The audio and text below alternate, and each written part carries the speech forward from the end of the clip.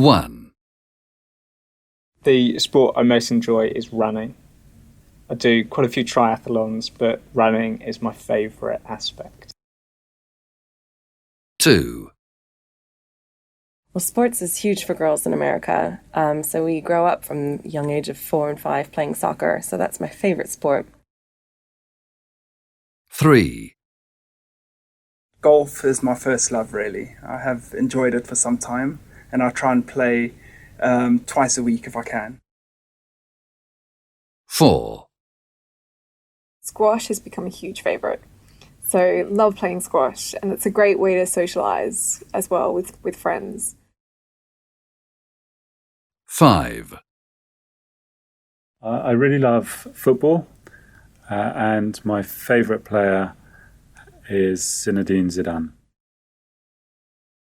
6. I think my favorite thing about sports, which is not playing them, but watching them, is watching baseball, because traditionally in America, girls don't play baseball, but every family has its own allegiance to their, local team. And for me, it was the Yankees, and I love rooting for them. At the moment, I play hockey in a hockey team. It tends to be just over the winter because that's when the hockey season is. But I really enjoy that, and I like playing in a team.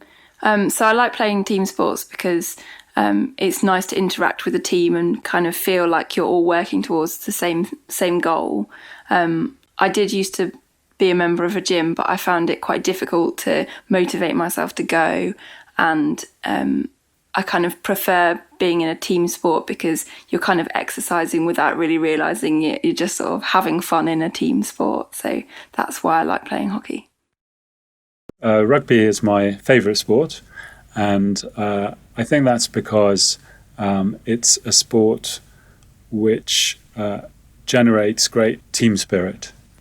There's a place in rugby for every kind of player, tall, thin players, small, fat players, fast players, strong players, and it means that you get a great variety of people who enjoy the sport, who all come together in order to win a match together as a team. I generally watch the Six Nations every year.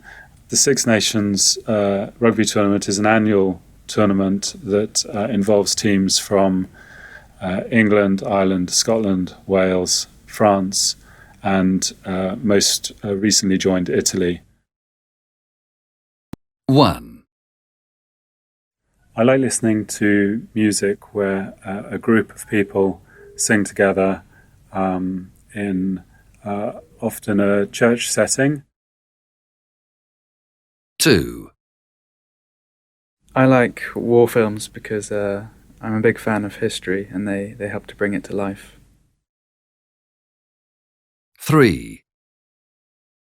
I like dance music. I guess I like the social side, going out to clubs with friends and stuff, and just getting lost in the music and dancing really till till the morning. 4. I like horror movies. I like them because they scare me, and there's something about them that's really funny as well, because there's fake and there's monsters that jump out at you, and they're good fun to watch with friends. 5. I like music that tells a story and has instruments like guitars and violins, because they're very natural sounding and passionate and vivid, and it seems to me that that's what music's about. 6. I really like films that make me laugh, that are light-hearted and have a bit of romance in.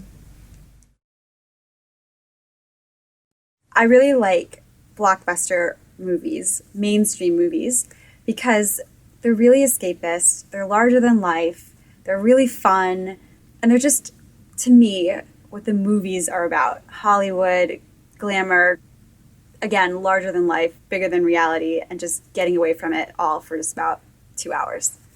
I completely disagree with you. I can't stand the big blockbuster films. There's just too much action and it's so predictable. When I go to the movies, I want to be absorbed in a beautiful storyline with really good actors that aren't earning $20 million, and that there's a real core to the movie, a core story. I agree with the core story. I think it's a really good point and really good actors, but I don't think that a blockbuster precludes those things. I think that generally, once you get to blockbuster level, the people who are working on the movie are also talented and well paid because there's a kind of guarantee that it's going to be really entertaining at that level. Maybe I just hate going to see what everyone else is seeing and everyone else is talking about, so I rebel against going to that one movie that's making all the money. Right now I'm listening to a lot of swing music. It's just amazing. It's very hip at the moment as well. If you listen to a lot of dance music, there's a lot of swing being put in to dance music at the moment. The music that I listen to first came out in the United States, America, in the 1930s and 40s, and had developed from jazz music in the 1920s. The band setup typically might be 10 horns, a drummer, singer, but then there was the more underground stuff in the bars, the speakeasies that just have fewer horns, maybe 3 or 4 horns, a drummer, and a singer. Well-known names might be Benny Goodman, Glenn Miller for the big stuff, and then the small stuff. Some great guys. Louis Jordan, just check him out. Absolutely fantastic. Cab Calloway, brilliant stuff. Because big band, and it's fantastic. But that's very much the clean side of it. You get into the jitterbug stuff, these small bands, because not everyone could afford to have a big band or go to clubs where there were, loads of instruments and stuff. So in the small bars, jump blues is the sort of like underground version of swing in the 1940s. That is just unbelievably good. And all the rock and roll that came out, all your Chuck Berry, Elvis, it is jump blues. My boyfriend's really into jazz and everything, so... Well, jazz, for me, what era does he like, do you know? Has it got a tune?